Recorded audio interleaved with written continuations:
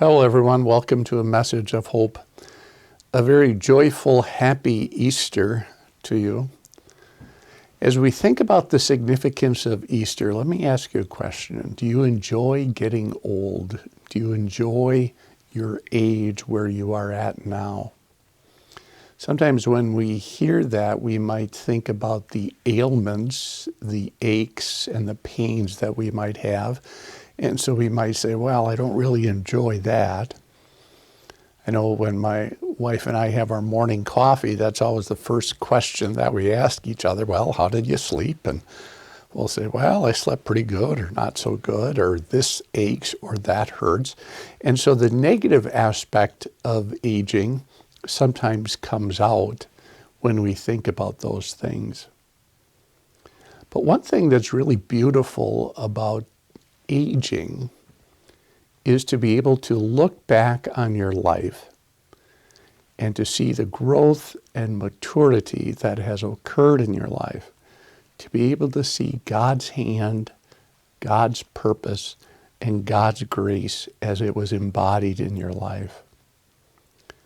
And to be able to see in your life the truth of Romans 8:28, all things work out for the good of those who love God. Another beautiful aspect about aging is that sometimes you come to appreciate things more significantly or greater the older you get. And that's certainly true in my own life.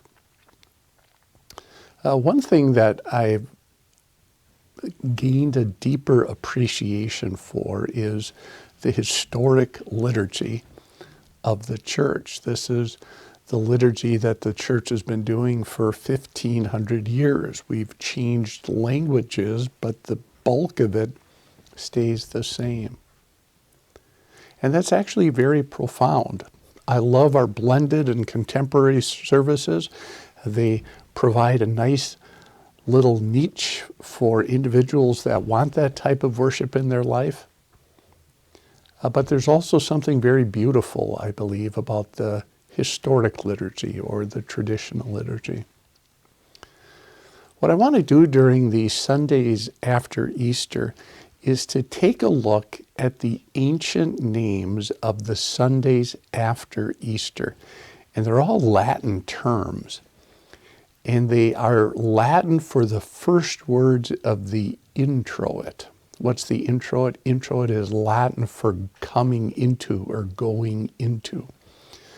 So the historic service begins with confession and absolution, and then the presiding minister will walk up to the altar. That's called the introit, walking with the congregation that he serves into the presence of God.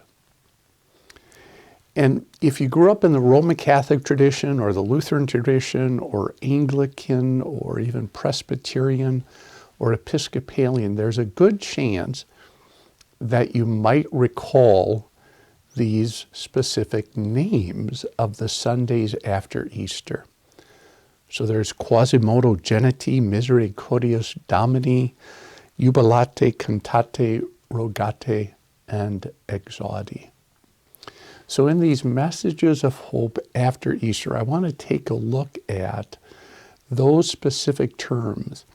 And the reason for those terms is it exemplifies for us the significance of the Easter victory.